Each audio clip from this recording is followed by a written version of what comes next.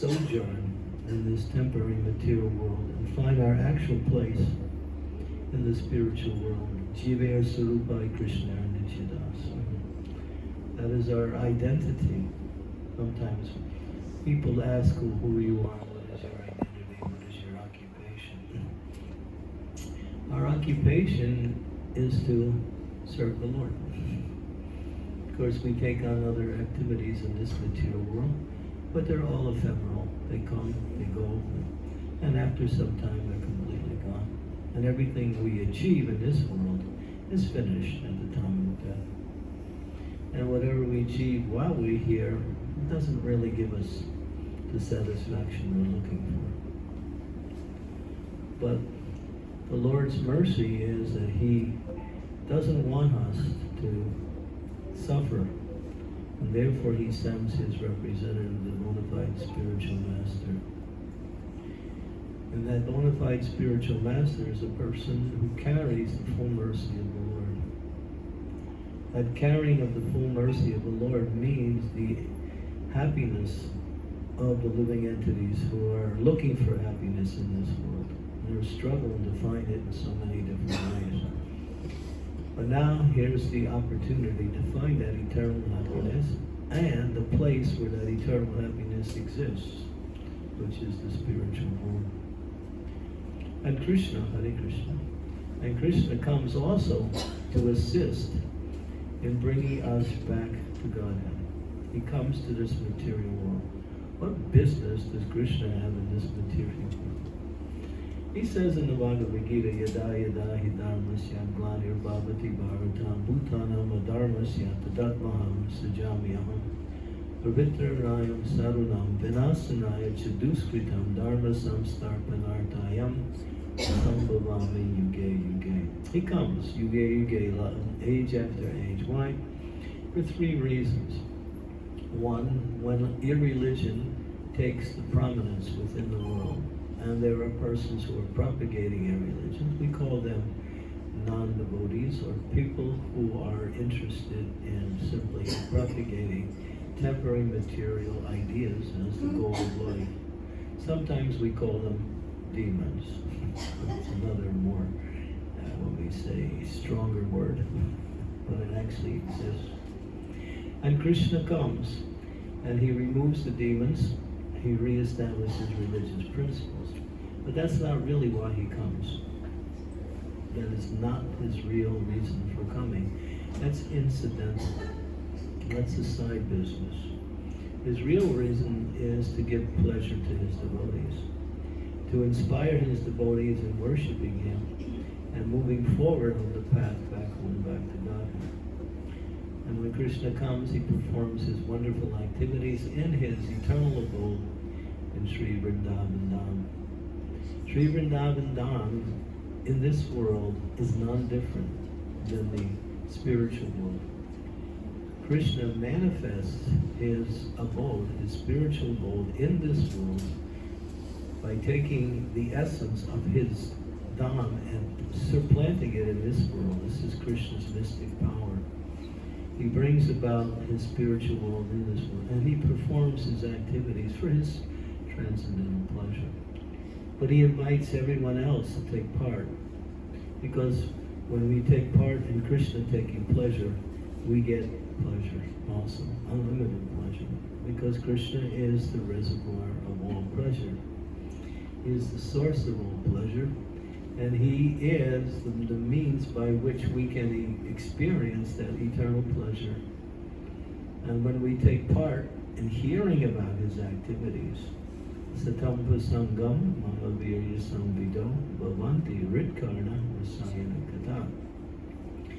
That this verse from the Srimad Bhagavatam says devotees, when they come together, they like to talk about Krishna. They like to hear about Krishna.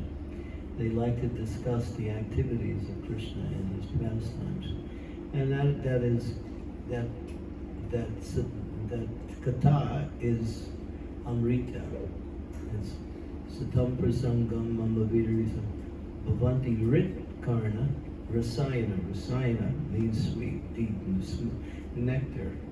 When one hears and chants the glories of the Lord, It gives pleasure to the ears, it gives pleasure to the heart, and awakens one's attraction for Krishna. Sometimes we think, well, how can I increase my attraction to Krishna? How can I increase my bhakti? What can I do? Hear and chant the glories of the Lord. This is the essence of all of the activities. It says in the Bhagavatam, with the rising and the setting of the sun, another day is lost. The sun is called Kala Chakra. That means it moves. It's called the wheel of time. It brings about, and then it, of course, ends day after day as the sun rises and the sun sets. As it says in this verse, one is closer to death. But then it goes on to say, except for those who hear and chant the message of the all-good personality of Godhead. They are not affected by the movement of time because they're on the spiritual platform. And therefore, even when their body ends, it is like simply moving from one room to another. Of course, a better room. And so the Bhagavatam makes that point that here is the essence of our attraction, and how that attraction develops is to hear and chant the glories of the Lord. Now this month is the month of Kartik. It's called Damodar month. We're all fortunate because here we are in the area of Gurugram where Radha Damodar is present. He's come not as Radha Shamsundar, Radha Madhava, Radha Gopinath, Govinda.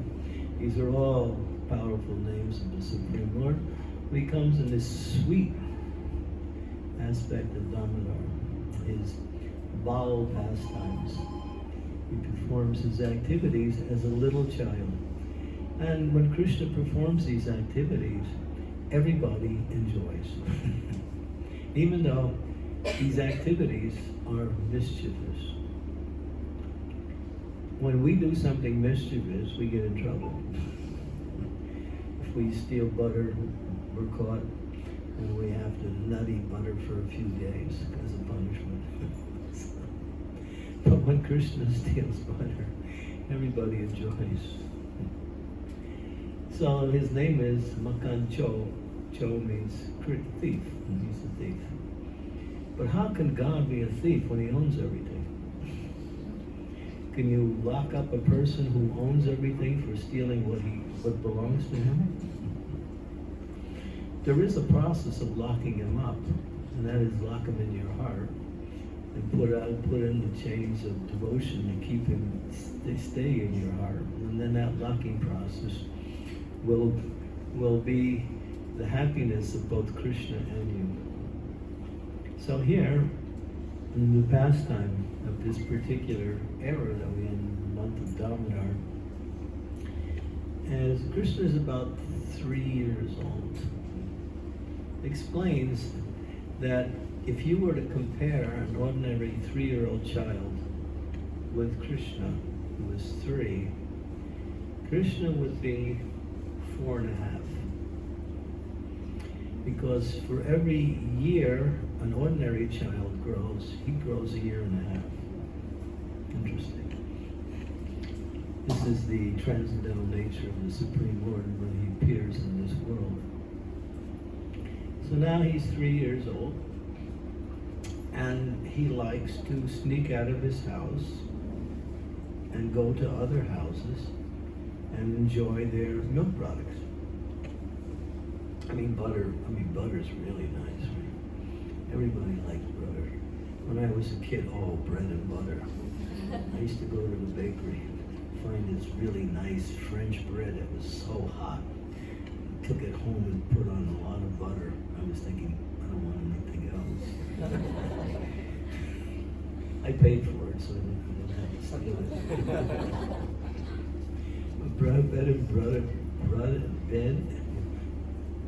Bread and butter, and it's also very rich, liked by everyone. So Krishna likes butter. He likes a lot of things, but he shows his preference towards butter. So now, his parents are hearing reports from the other cowherd ladies He's going into their house and stealing their butter. And so they're wondering, why is he doing that? We got so many nice butter here, nice milk products, and yogurt, and so many things. What's wrong with ours? Why doesn't he just stay in here and enjoy what we have? So, but that's Krishna. He performs his mischief. And so Nanda Maharaj and Mother Yasoda got together and they thought, what should we do to stop him? We can't, he sneaks out of the house and pretty soon we hear the reports. He comes back with all butter smeared all over him. So they thought, let's make the best butter so he won't go anywhere else. Now Nanda Maharaj, he's a Vaishya. He takes care of cows. You like cows? Yes. Yeah, cows are so nice. Now we got cars instead of cows. But cows are superior to cars in so many ways. And so they decide to take the best of the 900,000, he has 900,000 cows, and milk the best 1,000 cows, and take that milk and feed it to the best 100 cows, take that milk from the best 100 and feed it to the best 10 cows, take that milk from the best 10 cows and feed it to the best cow. And that milk from that cow would be only used for Krishna. And it's described that milk was Parma Agunda. And so as soon as it would come out of the cow, it would just put such a sweet fragrance within the air. It was so sweet smelling. And so Mother Yasoda used to use that. So one day she started to cook the milk on the stove, knowing that Krishna would be hungry very soon. But then again, she also likes to make her own butter. So she's there. The ladies do that in the mornings. They get up and they do their different chores. And so she has her stick with the ropes, and she's churning the butter. It's actually yogurt. She's churning it. She's got bangles on her wrist, and it's going ching, ching, ching, ching, ching, ching, ching, ching, ching, ching, ching. It's making a very sweet sound. And she's singing. And what is she singing about? She's singing about Krishna. And she's getting a musical accompaniment as she moves her hands with it. Ching, ching, ching, ching, ching, ching, ching. Now we got plastic bangles, but they don't make so much noise. This is called advancement. Before it's gold and silver and so many nice metals. And so she's singing, and Krishna, he peeks out of his room, he sees his mother. Oh, my mother, she's churning butter. So he gets hungry, runs fast. Krishna's fast. He runs and he jumps on her lap. Mommy, feed me. So she's so happy. She offers her breast milk to Krishna, and Krishna's taking, and he's really enjoying, and she's really full of love for Krishna. And this is going on. And it's going on for a long time. Now the milk's on the stove, and the milk is thinking, I'm supposed to be taken by Krishna, but he's taking his mother's milk. And I'll never get drunk, because she has so much love, therefore she has so much milk. So the milk has a traumatic experience. Hare Krishna. Now this is explained by Jiva Goswami, so I'm not just creating this. Jiva Goswami said the milk became very unhappy, so it decided to commit suicide. Hare Krishna.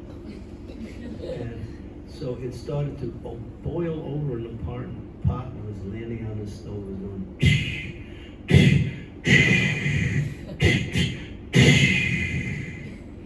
Mother Yasoda's hearing that. She's thinking that milk's for Krishna also. So she puts Krishna down, goes to tend to the milk. And then Krishna's thinking, where did my mother go? She was just here. And then he gets angry. And he decides to do some mischief. Well, so while she's gone, he goes into the next room where there's a butter pot hanging up high on the rafter. And he wants to get that butter. So he takes his grinding mortar, stone grinding. I mean, his grinding mortar's heavy. It's made out of pure stone. It's used for grinding different grains. So he stands on it. He takes a rock. He's mad. Throws the rock at the butter pot and smashes part of the butter pot, and the butter starts falling out. And now Krishna grabs the butter, but he's about to eat it, but all of a sudden somebody comes. The monkeys. Headed by the chief of all monkeys, his name is Dahi Loba. Dahi Loba. He's greedy for Dahi. He's the chief monkey. They all come, and Krishna's happy to see all his monkey friends. So he starts distributing the butter to the monkeys, and they're enjoying. And then at one point, the monkeys get their satisfaction. Now, why did these monkeys come? What is the purpose of the monkeys coming? It's a very important part, because this pastime took place on the Deepali day. And on Deepali day, we honor Lord Ram. It's when Sri Ram returns to Ayodhya after his exile in the forest, along with Sita and many of the other, Lakshman, and Sugriva, and Hanuman, they all come. And it's a great celebration after being away for 14 years. So this pastime Krishna performed on the Deepali day. Why? Because that day the monkeys came, and Krishna wanted to honor the monkeys for doing such nice service when he was in his incarnation as Ram. He wanted to pay them back. So he's paying the monkeys back by giving them nice butter. We were just in Vrindavan, there were monkeys everywhere. My devotee that I was traveling with, somebody gave him some bananas, and within his hands, it would only last a few seconds, because as soon as the monkeys saw it, they stormed him, they charged him. So in order to keep his being destroyed, he immediately gave the monkeys all the bananas he had. So monkeys like bananas, they like a lot of things. They like your glasses. I remember I was in a parikram in Vrindavan a few years ago, and some personalities, they came up to me with folded hands, and they offered their pranams. But when they got up, their shoes were gone. The monkeys made a sneak attack. I said, I'm sorry, it wasn't my fault. And so, now Krishna, he's eating the butter, and his mother, she comes back after tending to the milk. She's looking in the room, and there's butter all over the place. And there's butter footprints, and she's thinking, what is this? Then she goes into the next room, and she sees Krishna. She picks up a stick. Krishna's still on top of the grinding mortar, eating the butter. When he sees his mother, of course, he's looking left and right, this way, that way. He's really afraid. So when his mother comes, he jumps off the grinding mortar and starts running. Now his mother thinks, I have so many chores to do, and this boy is going to make it difficult for me, so I have to catch him and restrict him so I can do my chores. So she's chasing after him. She's got a stick, and he's running, but she's big. She can't run as fast as he is. She has big hips and big breasts, and she's trying to run, but Krishna's like, he's going this way and that way. She's no match. But Krishna's afraid. He is actually afraid. And while she's running, she has some flowers in her hair. The ladies, sometimes they wear the beautiful flower bouquets in their hair. And the flowers in the hair of Mother Yasoda, they start talking. One flower says to the other flower, who's this Yasoda? She's chasing the Supreme Personality of Godhead. And we're standing on her head. We should be at her feet. So they start falling off. This is also Jiva Goswami's commentary.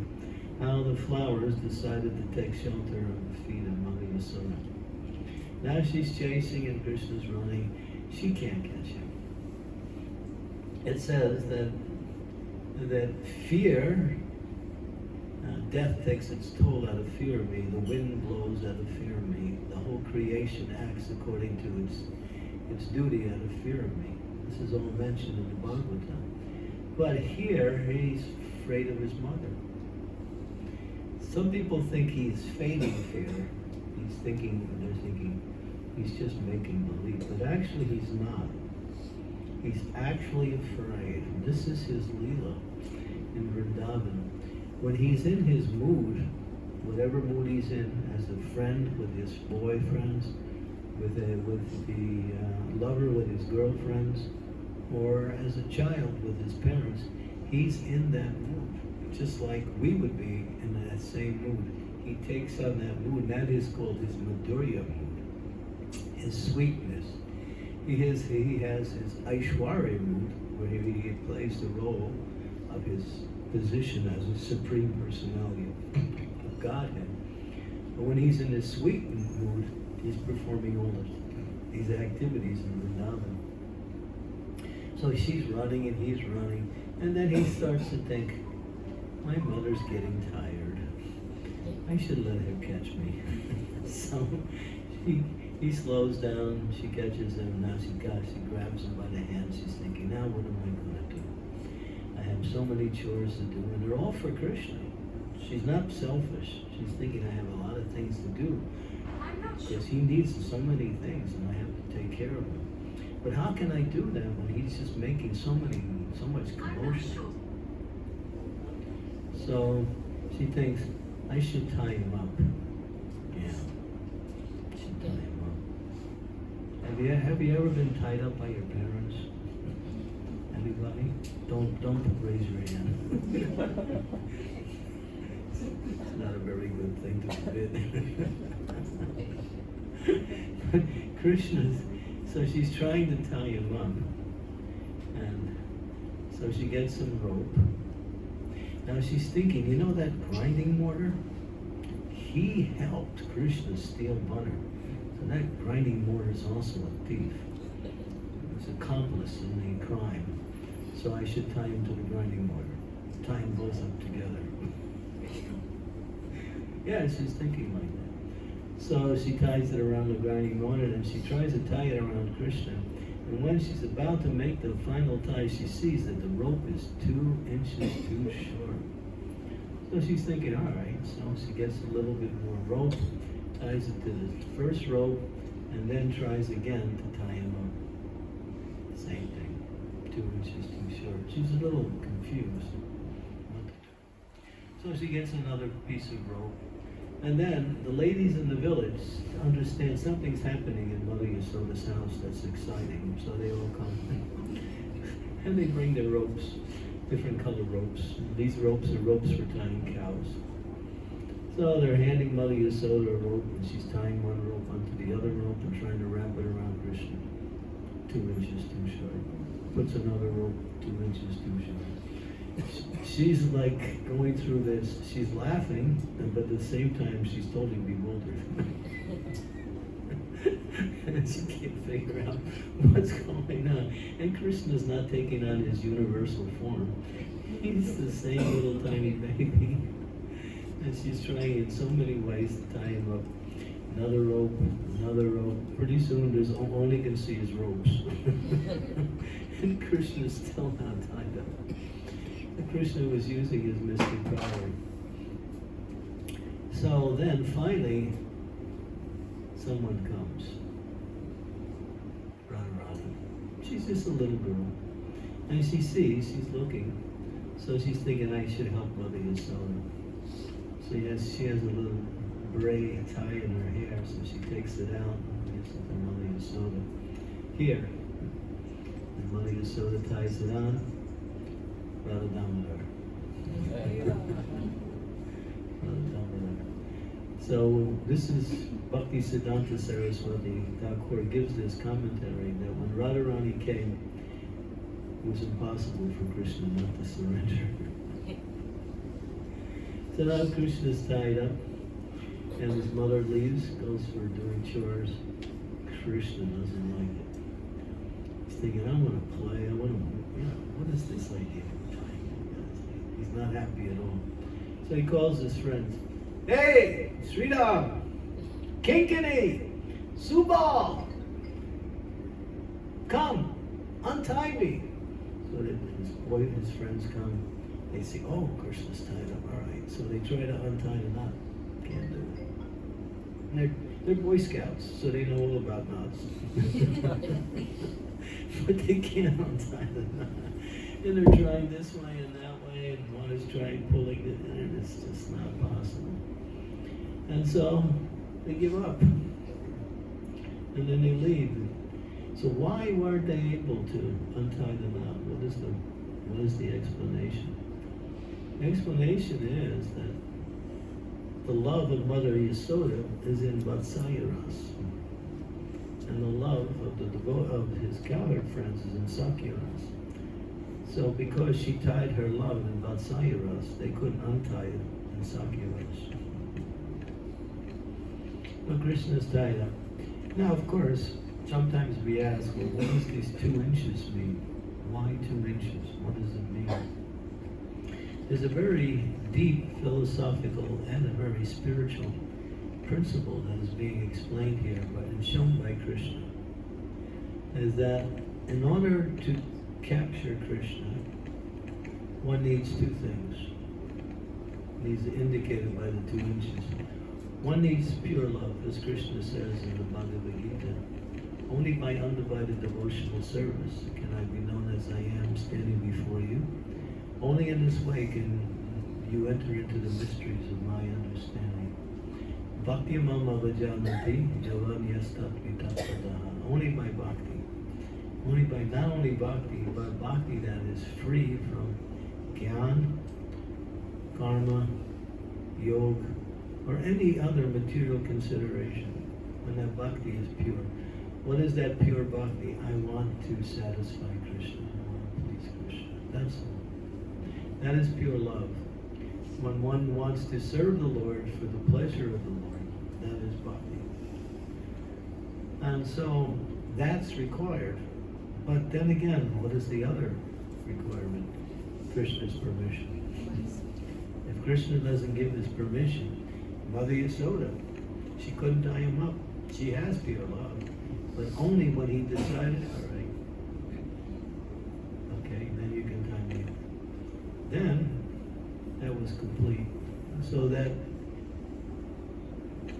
this is very significant. When we execute our devotional service, sometimes we're thinking, am I actually making any progress? Is Krishna actually accepting my service? Am I actually developing my love for Krishna? Yes, we are, as long as we continue in the process of devotional service. These things are happening. But Krishna's testing. He's always testing us to see how much we want him more than anything else. If we want something else more than him, it's hard for him, or hard for us to catch him. When we want only Krishna, then we're on the path of success. So Krishna will sometimes make his devotee wait just to see whether their devotion is not dependent on anything. Sometimes, because we think many times, I've been chanting, I've been serving, I've been doing devotional activities. I don't have love of God. There was one devotee who joined the movement in New York in 65 actually, when Prabhupada first started the movement. His name was, I can't remember his name. I can remember his Karmi name, but I can't remember his name. He's one of the first people to meet Prabhupada. Actually, he was the first one. What was his name? His name was Howard Wheeler. What was that? I agree with him, yeah. I agree with him. And he's an English teacher, and he's very paka. And he used to speak. He would say, Prabhupada, Srila Prabhupada. English brogue with, very fine alliterations in the voice. So he said, Srila Prabhupada, I've been practicing bhakti for 1 year, and I don't have love of God. Prabhupada said, oh, 1 year. Very good. How long you been in the material world? Not how many years, but how many lifetimes? So sometimes we think, we're doing bhakti. Where's my love for Krishna? Where's Krishna? Krishna's there. He sees everything. He's reciprocating in so many different ways with his devotee. We may not even be aware of how he's reciprocating, but he is. And sometimes he appears in the mind of his devotee or in the hearts of his devotee. Sometimes he comes into the dreams of his devotee just to inspire his devotee more in devotional service. But he wants to take us to the level of perfection, complete love. So now Krishna's tied up, and then Krishna starts thinking, my devotee, Chandramouli, he gave me some seva. And then he remembers what that seva was. And he sees from a distance, there's two big, gigantic trees are called Arjuna trees. And Krishna's still tied up with the grinding water. So now he runs. And he's carrying this grinding water, which is really heavy. And he's running full speed. The grinding water is tied around his waist. And he runs in between these two trees that are close together. The grinding water gets caught. And the trees just go something like that. And they fall like this, crossways. And Krishna's in the middle. And out of these trees, two gigantic personalities, all dressed in beautiful, beautiful garments with ornaments, so many decorations. They're demigods. They're actually sons of Kubara. They were Nala Kubara and Manigriva. And when they came out, Krishna was there. They saw Krishna, they offered their pranams humbly, prayed to the Lord, begged the Lord for his mercy. The Lord blessed them, and then they left. So who are these personalities and why did this happen? It's explained that many, many years before, these two personalities, being the sons of Kubara, they are the sons of the richest person practically in existence. Kubara is the treasurer of the demigods. He's so rich, he even lends money to Krishna with interest. That's the story of Ventakeshwara, Balaji, the Balaji temple. Yeah, when Krishna was in the form of Srinivas, when he came to the material world because Lakshmi got angry at Muni for kicking Krishna in the chest, she cursed all of the Brahmins and then she left, went to the material world and started to live a life different. And Krishna was without Lakshmi. So he manifested himself as this poor Brahmin called Srinivas. And he's looking for Lakshmi. And the story goes on for about an hour. How he's going this way and that way, what she's doing, how she grows up. And finally they unite, and then he wants to marry her. She agrees, but he's got no money. Krishna's broke. He's poor. He's Daridra Krishna. No money. So he says, he's thinking, well, I have to get some money because this is Lakshmi. She's not a cheap wedding, I remember just recently there was one lady in the UK her daughter was getting married. She spent 4 million pounds on the wedding. Pounds. Can you calculate that in rupees? I mean, it's like crores and crores and crores and crores of rupees. So for weddings, do you empty your bank account? You start all over again. So Krishna has to borrow money. It's like borrows money from Kubera. Kubera says, sure, I'll give you money, but there's interest. So that's the whole story of the Balaji temple in Mantakeshwar, because people come to that temple, we all know, and they give large donations. Sometimes they give really large. They're helping Krishna pay back his debt to Kubera. That's the best. So now, these two personalities who are sons of Kubera, they're a little licentious. They're not really well behaved. And because they're proud of their position as being sons of the rich. And so they start playing with these ladies on the bank of the Mandakini River in the heavenly planets. And they're intoxicated with strong liquors, and they're naked, and they're splashing around in the water with these ladies, and they're having what they call a good time. And so this is going on, and then all of a sudden,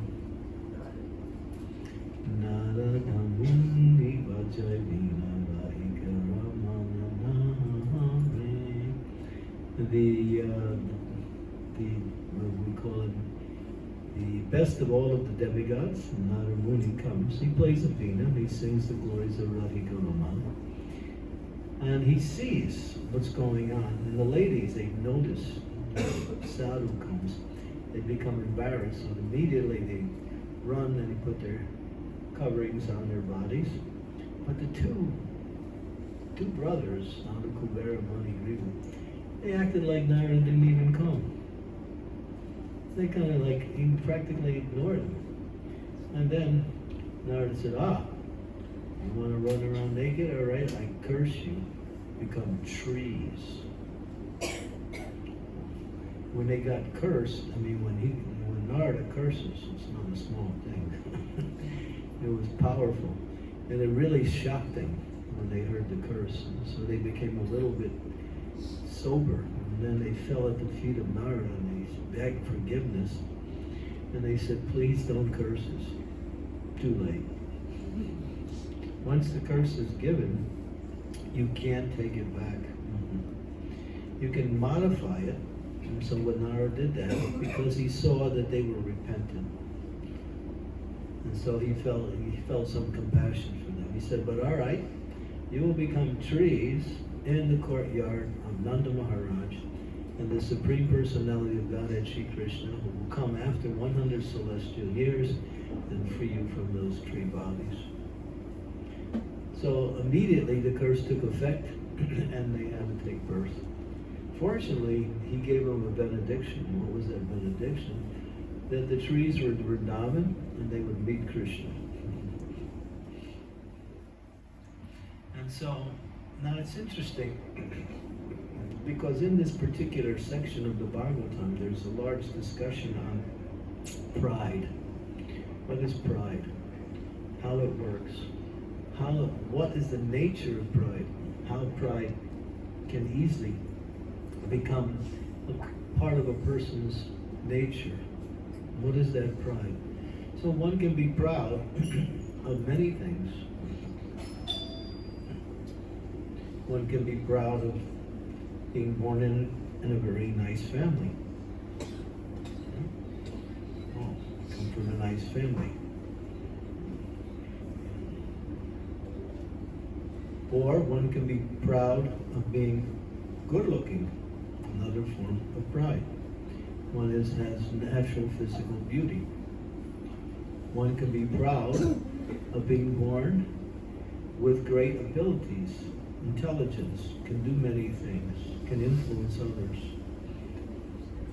One can be proud of being wealthy. One can be proud of just being proud. I don't have anything. I'm proud of having nothing. Proud of renunciation. Some of the swamis fall into that, you know. I'm so advanced, I don't need anything. I'm proud of it. I'm so humble, I'm proud of it. But that doesn't work either. So pride can easily manifest within the mind and heart of a conditioned soul. So as is explained in the discussion in the Bhagavatam, it says that out of all the types of pride, the most strongest and most difficult form of pride to free oneself is the pride of wealth.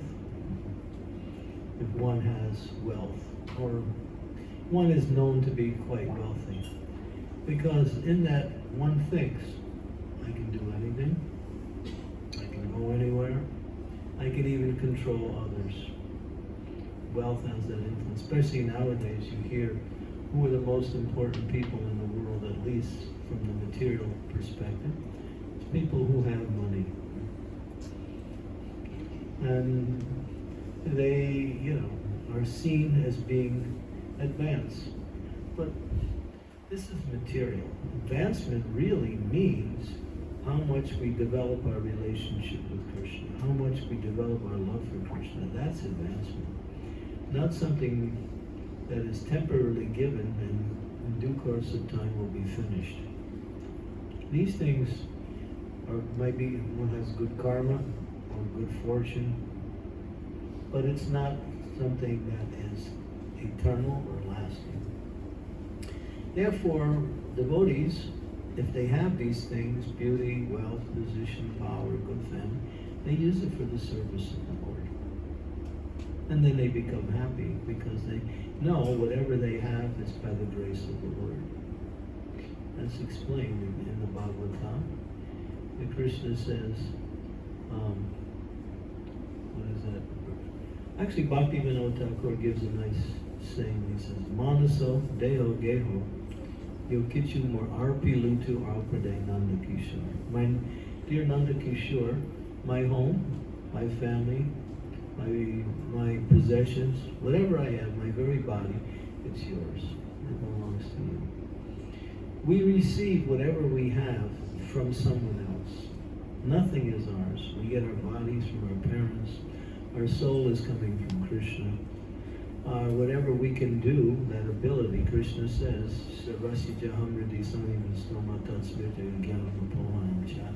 I give you knowledge, I give you remembrance, I give you forgetfulness. I am the ability in all living beings. So actually everything is coming from the outside. And we're just fortunate to be able to receive some of these things by the grace of the Lord, or by some good fortune that we have in performing some pious activities in the material world. But a devotee never thinks, or one who's actually intelligent never thinks, it's because of me. It's because of me. They always give credit to others. So they give credit to Krishna and they give credit to the spiritual master, because they know we are simply recipients. We're not the source of these things. And so this pride of wealth is really, really deep, really hard to break. So now, Krishna's there, and he's laying in the midst of these two huge, gigantic trees. When they hit the ground, they made such a noise that the cowherd men in the village were thinking, oh my God, another demon has come. And they all got fearful, they all became fearful.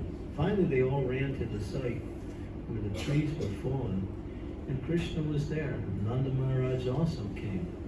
When he saw Krishna, he immediately went and untied Krishna from the grinding water, and Krishna, because he's in Vatsaya, and Krishna jumped on his lap and said, Father, I want to be with you. Now, the cowherd men were thinking, how did these big, gigantic trees fall? Was it some ghost? What, some invisible spirit made them fall? And some of the boys that were there, they saw the whole thing with Krishna, and they said, yeah, Krishna did it. And the cameraman said, why are these children? They're just making nonsense talk. And then the boy said, no, actually Krishna ran and then he caught the driving one, the trees fell, and out of there came these two fulgent personalities, and then they left.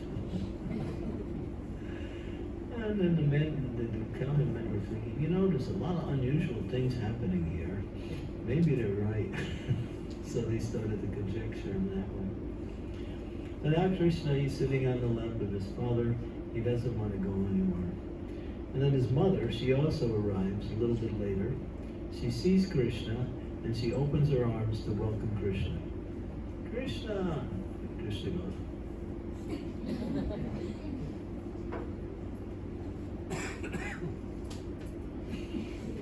He's mad. He's really angry at his mother for tying him up. And now she's devastated. He's not coming. He wants to stay with his father. And she starts crying, and then she leaves and she goes to a little secluded place just to be alone. And the Maharaja says to Krishna, your mother, she's not very happy. I think you should go home and make her happy. All right, Father, whatever you say. So he jumps off the lap and then he runs. And he sees his mother, she sees him, she gets a little happy. He starts smiling, and she smiles, and he runs, jumps on her lap, and she grabs him, and again she's offering her breast milk in Krishna's hand. Hare Krishna. So that's a beautiful pastime that's mentioned in the Srimad Bhagavatam in the 9th canto, the 9th chapter of the 10th canto. It's a beautiful, beautiful pastime. Because just by hearing this pastime, one can actually develop attraction in bhakti for the Supreme Personality of Godhead. There is someone, it's what is called phalastuti. Phalastuti means the fruits, the benefit that one receives by hearing the glories of the Lord. So if we hear the glories of the Lord regularly, and also take opportunities to chant the glories of the Lord, we're on the spiritual platform. We're free from the difficulties and whatever else comes by way of living in this material world. Because these pastimes of the Lord take our consciousness to a whole different realm of existence. And Srila Prabhupada gave us so many books. Krishna's pastimes, Lord Chaitanya's pastimes, Sri Ram's pastimes. There's no dearth of information. We have to take time and read these books, come together as devotees, and chant the glories of the Lord. And then you'll see the passing of time will not even be noticed. They say when you're happy, time goes fast. When you're miserable, time goes slow. And when you wait, oh my God, time stops. You ever wait? Like you're waiting for someone to come. The watch is not moving. So time is relative to your consciousness. Actually, time is Krishna. So when we're happy, time really goes fast. But they say that when you love, then time is eternal. There's no question of time anymore. So what is that love? That love is our natural love for Krishna. Shiva Surupai Krishna Nityadas. What is that verse? Nitya Siddha Krishna Prema Saru Kamunoi Sravanadi Siddhi Chitte Koriya Yudoi. In the hearts of all living beings, pure love for Krishna. It's natural to love God. It's not something artificial, but it has to be awakened through the process of Shravanam, Kirtanam, Krishna Smartam. And this is the process. So there are so many, many, many wonderful activities that Krishna performs simply for the pleasure of all of us, so we can actually develop our attraction for him. Go back to the spiritual world. And again, associate with Krishna eternally. That is actually the only goal of life, is to come back to the Lord in devotion. And so Krishna goes out of his way, you could say it that way, just to entice us to hear about him. So this month of Kartik is very special. And it's special in many ways, but one of the ways is whatever bhakti you do in terms of devotional activities, in this month you get twice the benefit. The spiritual credit is doubled in this month because of the Lord's special mercy. So whatever activities you perform, you get twice as much spiritual merit in this age. And if you go to Vrindavan, perform pastimes there, activities there, then it's multiplied unlimitedly. So this is a nice particular Lila of the Lord, which is quite famous. It's one of his more famous Leelas, and it's highlighted in the Bhagavatam in the 9th chapter of 10th canto in detail. So try to take more time and hear and chant the glories of the Lord, and whatever problems you have, you'll forget about them. The world is full of problems, and you get rid of one and two more come. It's just the way life is in this world. And are you giving me an indication? It's quite subtle, but it's... If you want, I'll stop. Should I stop? I'm just getting ready. Oh, okay. Hey, this is using foresight. Yeah, and so the more we hear about the Lord, the more we chant about the Lord, the more we serve the Lord, the more we're free from whatever problems we have. I was just talking yesterday. I gave a class at the temple, and we were talking about, people were talking, they were asking questions based on some of their problems. So I was talking about how important it is to glorify the Lord by chanting the Lord's name. Hare Krishna, Hare Krishna, Krishna Krishna, Hare Hare, Hare Ram, Ram Ram, Hare Hare. So I remembered one incident that happened in ISKCON, where one sannyasi, very powerful sannyasi in their movement, he was preaching to his disciples and followers. This was in the Ukraine, in the area of Russia and Ukraine. And people were coming to him, his disciples, every day with problems. This problem, that problem. Guru Maharaj, this is what I'm going through. And so many problems, right? So that's what sannyasis do. That's why they call it sannyasi. They put an S on the chest, it means Superman. Can solve all problems. But that's our service also, to somehow or other try to inspire people to see things in a different way, and that helps them to, get out of a problem is simply a certain state of mind, that's all.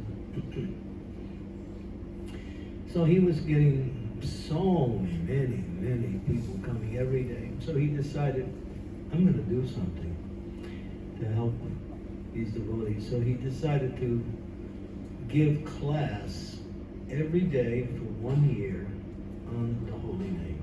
That's all. That was the only topic. And he was giving class every day, so he was giving at least 1 or 2 classes every day on the holy name for 1 year. That's all he spoke. And after 1 year, he told me personally, said more than 50% of the problems were gone. Kali Kale, Nama Rupa Krishna Avatar. Chant the holy names. And this is the, what is it called? This is the Asti Echo, Mahagun in this age. And this is the great benediction. To glorify the Lord, we can glorify the Lord by hearing his pastimes, speaking his pastimes, worshiping him in different ways.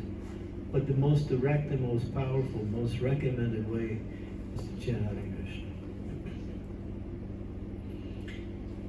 And not just chant Hare Krishna, but chant as much as you can. And actually the scriptures say satatam. Satatam means always. Chant the Lord's name always. Always remember Krishna. If you're remembering Krishna, you're not part of this world anymore. When you're remembering Krishna, you're free from whatever, all of the inauspicious things that are happening in this world. You may have to face them, but they don't become problematic. Simply by the presence of the Lord within the mind and heart, everything becomes nice, even problems. Actually, problems turn into opportunities for greater devotion. So this is,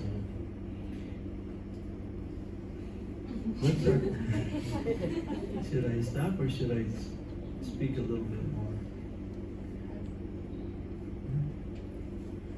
And Maharaj, your call.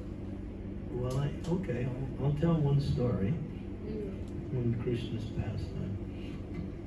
It's on the same vein as Krishna stealing butter. I mentioned how he goes to other houses and he steals butter. And so there was one house that he really liked to go to. Her name was Padmavati. And he used to go to her house and see, because she had really nice butter. It was the best. And one day, Padmavati, she was tired. She knew Krishna was stealing butter. She couldn't catch him. So she comes to Mother Yasoda and says, you know, Mata, your son, he's always sneaking into my house. I can't catch him. He steals the butter, makes a mess. So I want you to punish him, do something. She said, what do you mean? He's got nice butter here. Why is he going to your house? I don't think you're really telling the truth. No, I know it's him. No, Mother Yasoda didn't believe me. So she went back home. She thought, all right, I'm going to catch Krishna. That's the only way Mother Yasoda is going to believe me. So Krishna's out there in front of her house, and he's about to make an attack. And his friend comes, Madhu Mangal, one of his cowherd friends, and he says to him, hey Madhu, hey, this is where the good butter is, let's go. But then what happened with Padmavati, she set a trap. She put bells on the window where Krishna climbs through. And then when she was thinking, maybe that's not enough, so she put some bells on the butter pot and put the butter pot really up high. So now the trap is set. Krishna is there. And he says to Madhu, let's go. Madhu says, hey, bells on the window. Krishna said, don't worry. Bells are my servants. Bells don't ring. He ordered the bells not to ring. So he goes and he lifts the window up. Bells are quiet. So he's walking around. It's a little dark inside, but he's got his natural effulgence. He has his light from his own body, so he can see anything. So he's there with Madhu. They're walking through. Finally, they come to the room where the butter is. The butter's hanging up high. And then Krishna says, there it is, Madhu. The butter that's, yeah. So Madhu says, bells on the pot. Krishna said, bells are my servants. Bells don't ring. Krishna gets a chair, stands on the chair, reaches up and grabs the butter pot, and the bells are quiet. And then he's about to eat, gives some to Madhu first. And then the monkeys come. They always there when Krishna steals butter. So he's feeding the monkeys. Dali Loba's there. She's in charge of the other monkeys. So, monkey business. And so they're eating and Krishna's distributing. Finally Krishna says, I'm going to have some. So he starts eating the butter. And all of a sudden, all the bells start ringing. Ding-a-ling-a-ling-a-ling-a-ling-a-ling-a-ling-a-ling-a-ling-a-ling-a-ling. Ooh! And he jumps down, runs out, jumps out of the window, goes outside. Madhu said, what happened? I thought you said the bells are not going to ring. Krishna said, I don't know. So Krishna said, I'm going to find out. So he calls the demigod of bells. As this big demigod comes and he's all dressed in bells. He pays his obeisances to Krishna and says, my dear Lord, you called? Yes, I told you not to ring. He said, yes, that is true, but we also know every time you eat, we have to ring.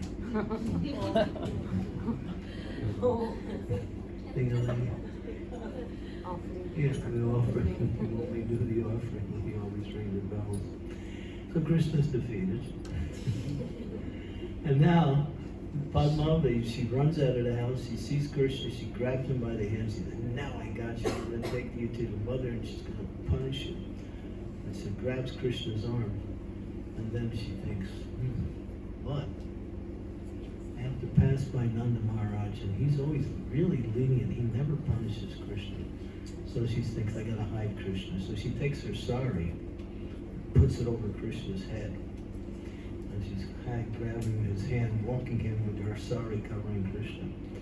She walks past Nanda Maharaj, walks into the house, comes up to Mother Yashoda. She said, I caught your son, here he is. She lifts her sari up, and Mother Yashoda starts laughing. She said, that's not my son, that's your son. And she looked and it was her son. Mother Yashoda said, that's okay, I understand. You're under a lot of stress, churning too much butter. Go home, take some rest.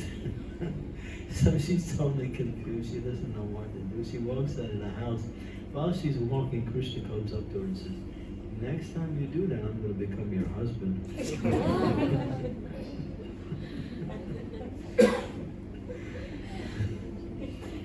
So Krishna never loses. So if you become a devotee of Krishna, you're always in a winning position because he never loses. So these are some of Krishna's pastimes.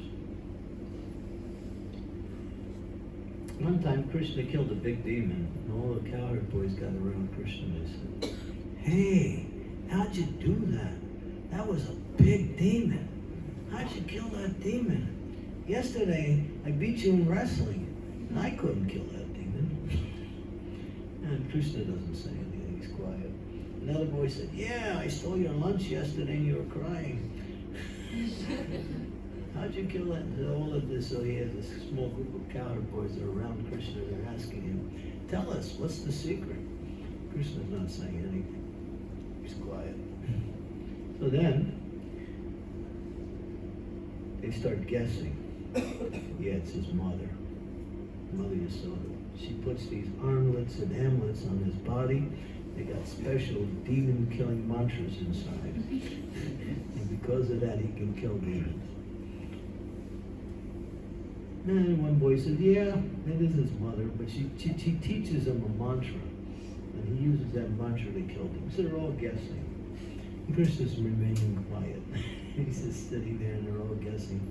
And Krishna says, you want to know? Yeah, they all get excited to get around Krishna. Krishna's going to tell them how he does it. So,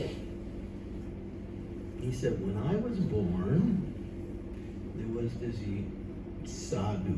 He came to see my father, and he said, he had a secret meeting with my father, and he said to my father, this boy of yours, he is as good as Narayan. In fact, he is Narayan. So Krishna turns to his cowherd friends, if you want to know, I'm God.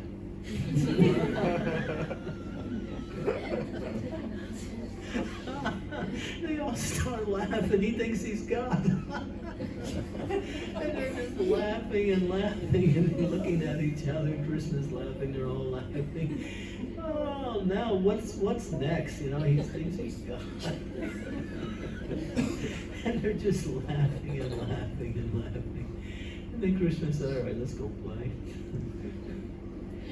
So that pastime happened at a place called Hashyavan. Hashya means laughter. When you read that pastime, it's written by Shiva Maharaja in his book of Mahima. It's a very detailed pastime. you just laugh. I mean, I read it one time. I was reading it, and after I finished reading it, I laughed so much I put the book away. I couldn't read anymore. It was just, I was hysterical. I had pains, you know. I mean, you can have that experience if you actually get absorbed in that pastime. It just takes you into the mood of laughter. Krishna says, "I'm God," and nobody believes him.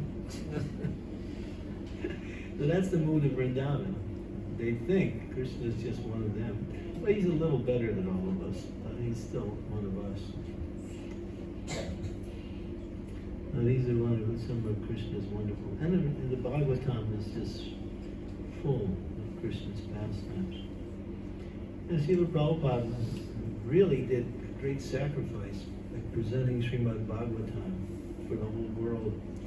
And Prabhupada used to spend hours and hours every night reading the commentaries of the previous acharyas on the verses, and then adding his own Bhaktivedanta purports and presenting it as Srimad Bhagavatam. So we should take advantage of the great sacrifice that Srila Prabhupada made to give us Bhagavatam. Bhagavatam is the essence of all spiritual knowledge. It's called Amalam Paradam, or it's also called Paramahansa Samhita. It's the highest expression of bhakti. It's Ananya Bhakta, that bhakti that is free from all karma, jnana, anything else. It's pure bhakti. So that's Bhagavatam. And we can spend a whole lifetime simply reading and studying Bhagavatam. 18,000 verses. Prabhupada was talking to one German professor one time, Professor Durkheim. Prabhupada was glorifying Bhagavatam. And he said, there are 18,000 verses in Bhagavatam, and it takes 1 month to understand each verse. 1 month. And then he turned to his disciples and he said, "How much time is that?" And one devotee was really good with math. He said, "That's 1,500 years, Prabhupada." Prabhupada said, "You have enough to read." You can't even exhaust Bhagavatam. We have so much transcendental literature that's available. And this literature is not, part of this material world. It's coming from the hearts of the pure devotees who worship the Lord in pure devotion. And it's also coming from Krishna himself into the hearts of these pure devotees. Prabhupada would read his own books. I mean, when you write a book, if you're an author, you write a book, you just maybe go over it, have it edited, and then you put it out. You don't read it again. Prabhupada would call the devotees together in the evening and say, "Give me Krishna book." And he would sit there and read Krishna book, his own writing, and Prabhupada would laugh. Hearing Krishna's pastimes. Or he would just make different comments based on Krishna's pastimes. And the devotees were thinking, Prabhupada wrote these books and now he's reading them like he's reading them for the first time. But Prabhupada said, because he could pick up on how the devotees were thinking, he said, I am not writing these. These are Krishna's words. These are Krishna's words. Krishna is speaking, I'm putting the words on paper. These books of Srila Prabhupada are actually coming from Krishna directly. We can connect with Krishna through Srila Prabhupada's books, especially Srimad Bhagavatam, Chaitanya Charitamrita. It's a lifetime worth of nectar. Okay. Thank you. Hare Krishna.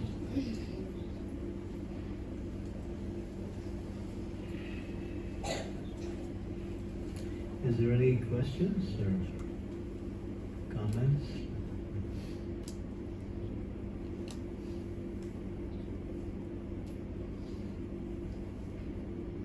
Retractions?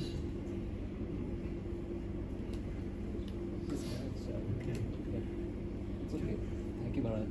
Just for the benefit of everyone, I can hear you better. उसको on. Take this. This one works.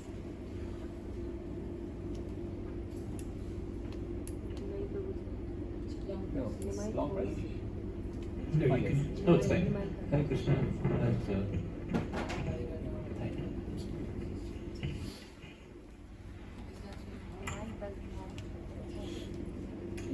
Okay, this is.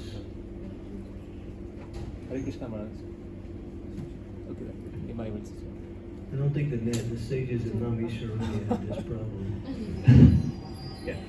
Hare Krishna Maharaj, thank you for reminding of this Damodar Lila in such a special way.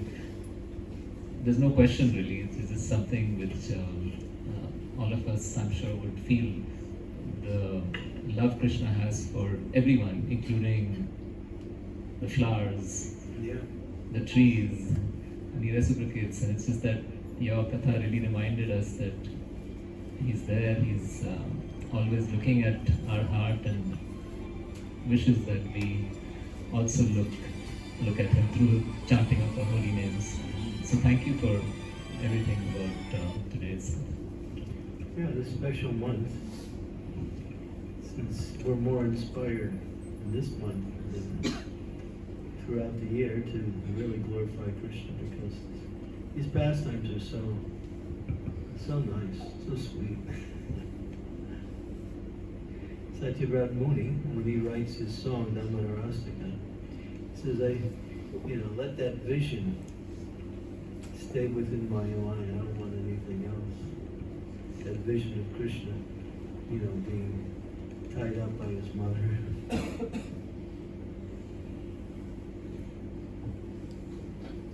Hare Krishna Maharaj, thank you for giving such a nice lecture.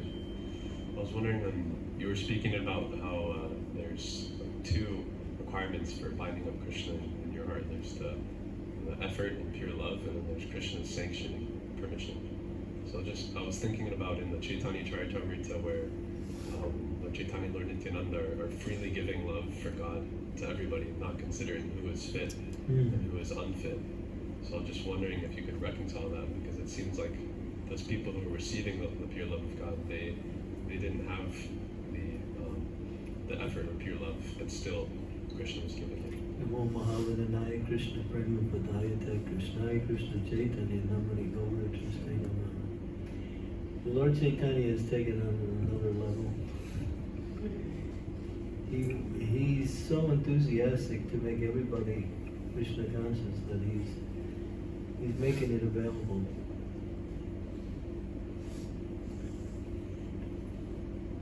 Prabhupada gives in an analogy to show us, to help us understand Mahaprabhu. He says, I come up to you and I see you, and I'm really happy to see you. So I want to give you something. So I have some money. So I offer the money to you, and you say, no, thank you, that's very nice, you're very kind, no, that's all right. But I'm insistent that you take it, and you're insistent not to take it. So what I do is I push it in your pocket, even though you don't want it. So that's Lord Chaitanya. He's very kind. But he has two requirements. Lord Chaitanya has two requirements. If you want his full mercy, he says, those who relish or who enjoy, seek out chanting of the holy names of the Lord. In other words, those who focus on chanting the holy names of the Lord, he calls it namruchi, sweetness that develops, and he said, do two things and his mercy is there. And he said, develop a taste for chanting the Hare Krishna mantra and become a dosha darshi. A dosha darshi. Dosha means fault. Darshi means to see. One who does not see the faults of others. He says these are the two qualifications or qualities that attract Lord Chaitanya's full mercy. One who does not find fault with others and one who chants the holy name. And actually they go together, because when we find fault with others, we really can't approach the chanting of the holy name. So that's Lord Chaitanya's mercy.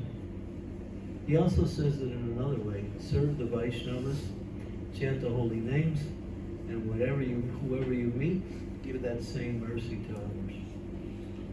3-point Bhaktivinoda Thakur says, Namruchi Vaishnav Seva Jiva Doya.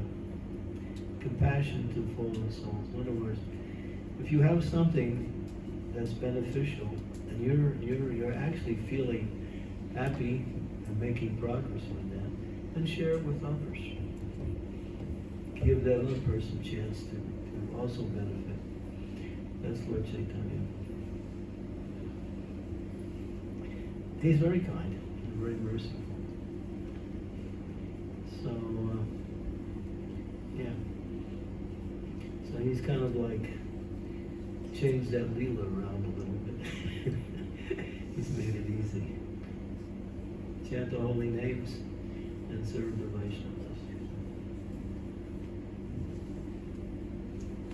That's what he emphasized when he was here. He did those two things completely in his Leelas. If you read his Leela, you'll see he was always serving his associates, although they knew he was the Supreme Lord. Some of them did. Still, he always served his devotees. When he came back from Gaya after being initiated by Ishvara Puri, he became very humble and started to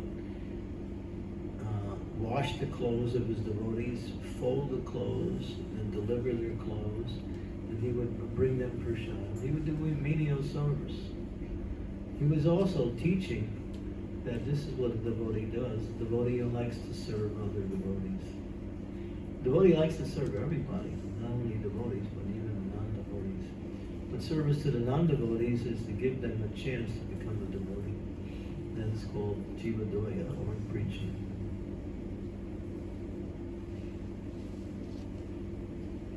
So yeah, so Prabhupada would say, you may have great intelligence, great abilities, so many good qualities. Just try to use that intelligence to understand the mercy of Lord Chaitanya. He said, you will never understand. It's not possible. Prabhupada came to Atlanta, Georgia. The temple was packed to the brim. There were so many devotees there. This was the 28th of February 1975.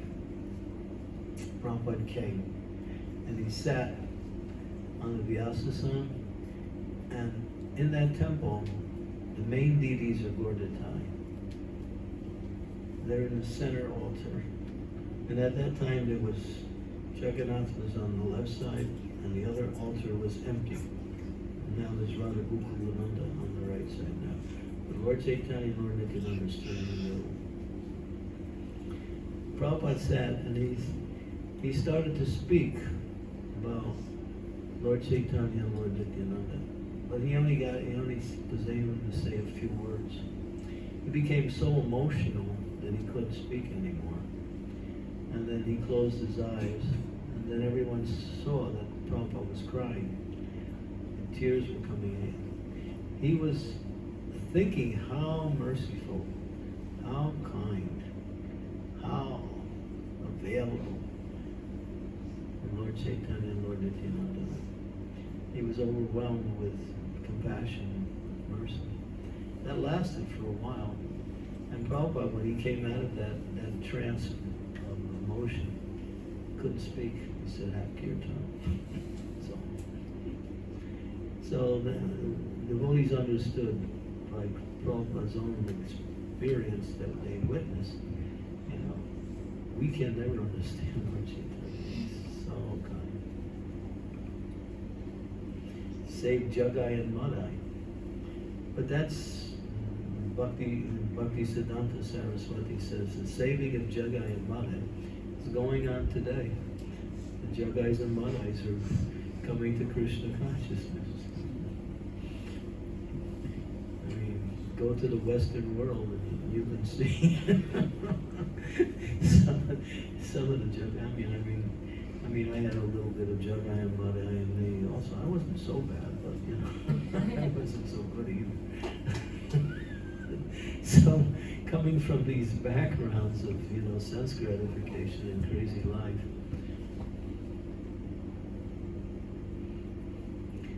it's Mahaprabhu only. And who's more merciful than Mahaprabhu?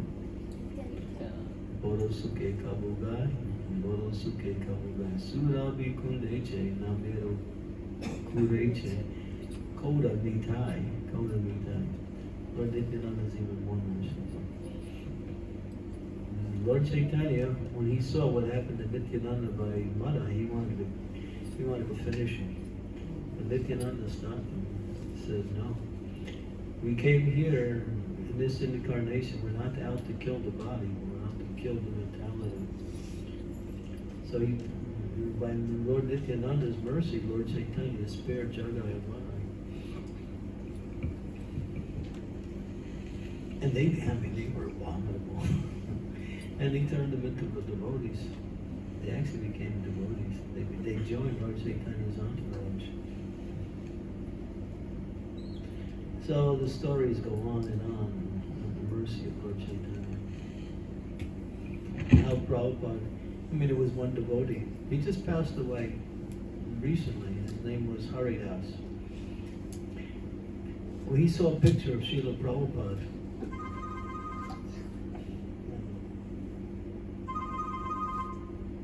He saw a picture of Srila Prabhupada, and he saw on Prabhupada's wrist there was a very nice watch. He thought I'm going to steal that watch. So he came to where Prabhupada was, and then he acted like he wanted to meet Prabhupada. He got a chance. And at one point, Prabhupada couldn't understand, because Prabhupada knew past, present, and future. Prabhupada's Trichkalakya, and he could understand. So he said, he took his watch off and said, here. And this person said, he's giving me the watch. He was shocked. At that point, he didn't want it. After meeting Prabhupada, and so Prabhupada was just giving the watch away. And he actually took shelter of Prabhupada and became a really great devotee and got initiated and spent his whole life in Krishna consciousness. He just came to steal from Prabhupada and turned into a devotee. Prabhupada is the embodiment of Lord Nityananda's mercy.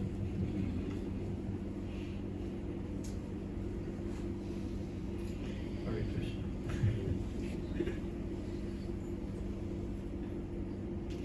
Okay, so thank you. Does that answer your question? There's hundreds of stories about Lord Nityananda and Lord Chaitanya. Anyone else would like to ask anything?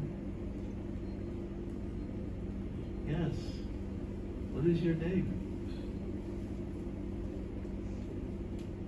Hare Krishna. My name is Radhika. Hare Krishna.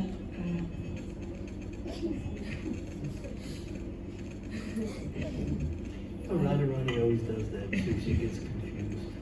Every time she says Krishna's name, she laughs. This is also not working. Yes, thank you so much. You can sit it up. I can hear you. I'll repeat it. Thank you so much for the wonderful class, Maharaj. You explained very beautifully the pastimes of Lord Krishna and other pastimes as well. So, as we heard that Srimati Radharani comes and gives her gaja to Krishna to bind him up. But sometimes we hear that Yashoda Maya has surrendered to Krishna, and then Krishna just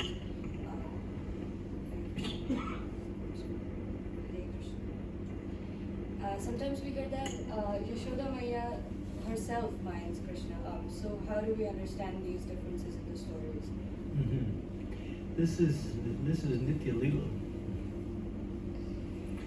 So just like Prabhupada explains that when Srimati Radharani appears in this world, according to the different millenniums, she appears slightly different. And Krishna's pastimes are eternal, but when he performs the pastimes in different places, he mentions that sometimes there's details that are different. The pastimes are the same, but the details are different. So using philosophical speculation, I'm going to answer your question that way. Because, yeah, when you see apparent contradictions, there is no contradiction because these Leelas are actually going on eternally. But they're not always, just, a photocopy. There's always differences in details. Like Prabhupada was talking one time, he was saying that, King Rishabhana was plowing the field and he came across a box. When he hit it with his plow, he opened the box and he saw a beautiful little girl in there, and that was Radharani. So when we heard that, we were thinking he's talking about Sita. Yeah. But Prabhupada said, no, this is actually another way that Radharani also appeared. So there's always a slight difference in details with the pastimes, or even all of the pastimes. Because Krishna's pastimes are Nitya Lila, they go on from one universe to another to another. The same pastimes, but with slightly different details. That's why sometimes when you hear contradictions in these things, you can understand that both of them are correct, it's just different time frames. As long as they're coming from the acharyas, that is.